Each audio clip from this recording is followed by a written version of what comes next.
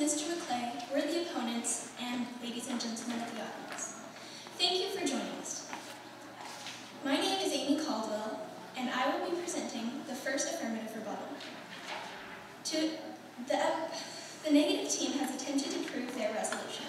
However, we have identified several contentions. The evidence that they have presented is inadequate to establish these contentions, as my partner Bervin-Mueller and I will demonstrate.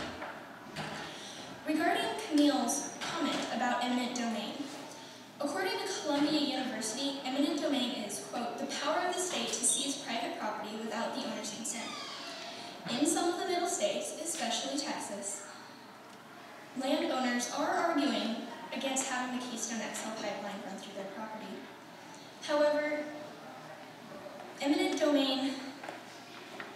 because of eminent domain, the state does have authority to build the pipeline on private property. However, they are not allowed to do it without just compensation, according to the Fifth Amendment to the Constitution. Without eminent domain, neither the railroads nor the interstate and highway systems would be stretching across the nation, connecting each state in an efficient manner. These roadways benefit all Americans, just as the Keystone XL Pipeline will. I would like to now talk about Diego and his statement about the jobs projected by TransCanada. He stated that many of the projected 20,000 jobs that we stated would be created outside of the U.S., especially in India and Canada, concerning the construction of the pipe. However, TransCanada stated that the pipeline would create 7,000 manufacturing jobs throughout the United States, and that also that they would employ 13,000 Americans to construct the pipeline. My final point revolves around the negative team, especially Ms. Mueller's contempt for the temporary jobs that the Keystone XL Pipeline will create. In today's economic situation, with 7.9% of Americans being unemployed, according to the U.S. Bureau of Labor Statistics, any chance for employment should be viewed as a blessing. The temporary jobs created because of the Keystone XL Pipeline will last approximately 3 years, according to TransCanada.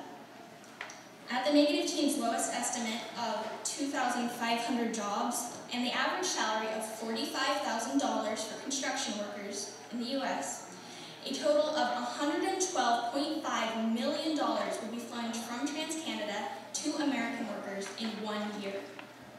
At our realistic estimate of 20,000 jobs, $900 million would amount to the salary of all pipeline workers, or $2.7 billion after 3 years. American families right now are really struggling, especially in this economy.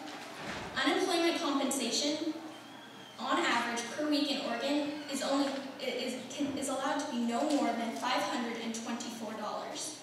In Nebraska, which is one of the states that the pipeline will be running through, it cannot be higher than half of the state average weekly wage.